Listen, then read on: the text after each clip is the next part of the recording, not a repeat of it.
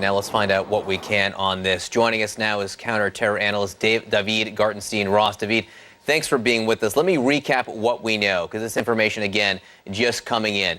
An explosion at a chemical factory, a factory that deals with compressed air near the city of Lyon in France. One suspect in custody right now. Also nearby, a decapitated body found with his apparently Arabic writing, some kind of note nearby. This is what we're dealing with now. Let's try to figure out what we can learn from this as the terror section in France is investigating. David, what do you make of this? This is obviously or apparently a multi-level attack. There was someone beheaded. There was an attempted bombing or explosive device with a car driving into this plant. What do you think? The first thing that's important to flag in a conversation like this is that when you have breaking news where there's been a security-related incident such as this, usually first reports do contain inaccuracies or potential inaccuracies. So we should understand that this story may move. Most of what one could say at this point is obvious. I mean, the fact that the very first thought the French authorities should have would be that this is a terrorist attack is not exactly rocket science. I do think, though, that if indeed the first reports are correct about the multi-layered attack, that's a fairly complex attack. When you compare it to other attacks that have occurred in France, including even the more recent Charlie Hebdo attack, as well as the notorious Toulouse attacks, this seems on the surface to be quite a bit more complex, which raises the question of whether there's some sort of outside group involvement, even if it's just on the training level. Because there are two levels here. There's someone decapitated outside. They drove a car with explosives inside. Now, obviously, David, this comes 6 months after the attacks on Charlie Hebdo. France, the posture in there, they have been on high alert against a possible terror attack since. This does show, if in fact it is a terror attack, that there is at least still a will to carry out this type of violence there. Yes, and that's something that was actually clear before. If you look at France foreign fighter numbers, they're quite high. Charlie Hebdo, of course, got a lot of attention, as it should have. But there have been other attacks in France as well. If you look back in December, there were several attacks of the lone wolf variety. One thing that ISIS has been very good at, and we don't know if this is ISIS at this point, but one thing they've been good at is inspiring lone wolves. Their mastery of social media, their mastery of the online domain, it is something that has much more of an effective, it's much more effective in terms of mobilizing people to violent action, which typically takes group dynamics. And in ISIS's case, someone can be physically alone, but the online space makes them feel that they're part of a group, which often is an important part of inspiring people to terrorist acts. Again, let's just review what we know, David. There was a beheaded body, decapitated body found not far from this chemical factory near Lyon. There was an attempted car bombing, a car with explosives driven in. What we also know is that a suspect is in custody. That's unusual in these cases, or at least different than we saw in Charlie Hebdo. French authorities now have a person to talk to. What might that mean for them? I should caveat that it's not that different from what we see in a number of cases because we don't know who's been picked up. We don't know if it's an attacker or an associate. If it's an attacker, that's unusual. But as was flagged earlier in the broadcast, it might be someone else, an associate, a person of interest. It might be someone with more of an indirect connection. But if they got somebody with a direct connection to the attack, then there's a number of things that they can talk about. The very first thing that's going to be on their mind, of course, is understanding how many attackers there were, whether there are people who are still at loose, and whether there's an ongoing danger. A couple more things I want to cover here. The target itself, this chemical factory, a compressed air plant, why might that be inviting to a terrorist? That's interesting. It's not clear right now because I think the chance of getting in and getting equipment was actually fairly low. This seems to be a mission that was either designed as a raid or else as a suicide run.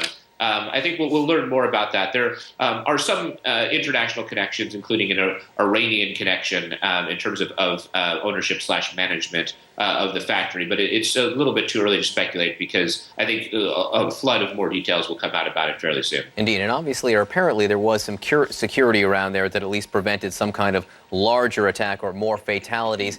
And David, just bring us up to speed at the current recruitment efforts by ISIS and other terror groups in France. Is it fertile hunting ground for these terror groups? France has.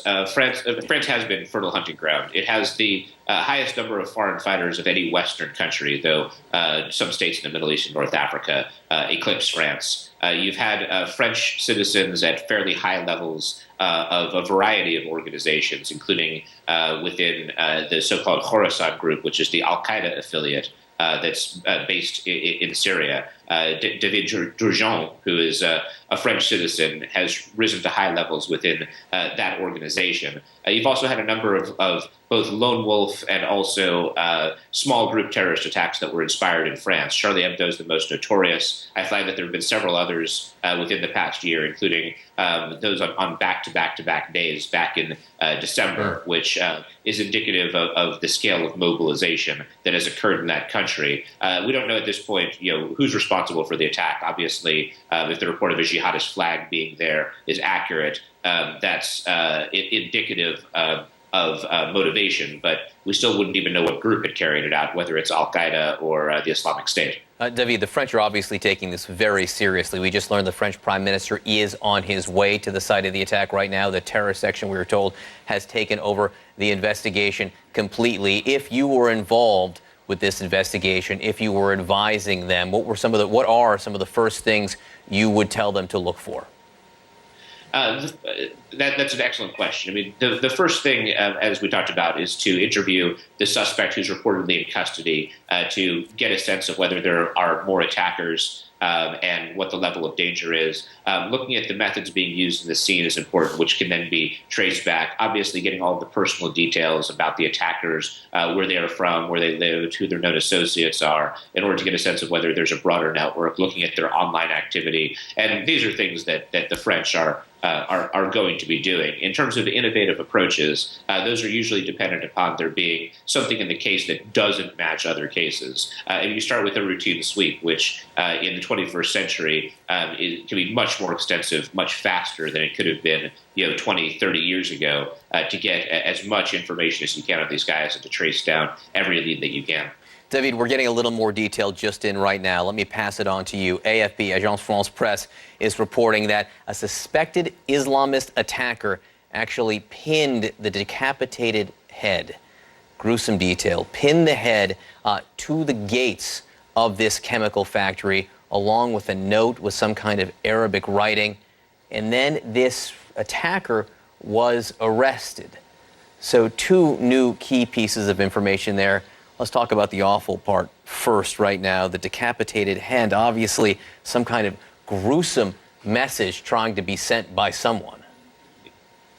Yeah, absolutely. And the pinning of the head had that detail had come out before. And the one thing that we can take from this is it tilts the percentages a bit in favor of the attacker being either associated with or inspired by ISIS. That organization has been much more overtly brutal. It's done much more to try to shock people than Al-Qaeda has, which has of late taken the tack of going after more acceptable targets and trying to brand itself as the more reasonable jihadist organization. Even the Charlie Hebdo attack, for the people it's trying to appeal to, as gruesome as that attack was perceived by many would-be supporters as being an acceptable type of target. Again, sick as that sounds, that's the way that they have been branding themselves over the course of the past several years. In terms of the other piece of information that the attacker was caught, that's actually extraordinarily positive because you can get much more information from the attacker if you can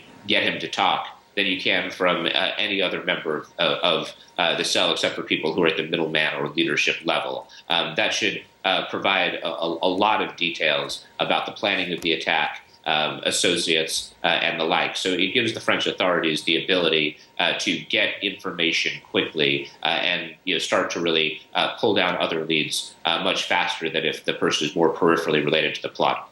They are working that right now. They're working those leads right now. Again, a suspect in custody after pinning the decapitated head of someone to the gates of a chemical factory, Arabic writing, Islamist notes. Again, the suspect in custody, David Gartenstein-Ross. We're going to cover this all morning with all the details as they come in. Our thanks to you.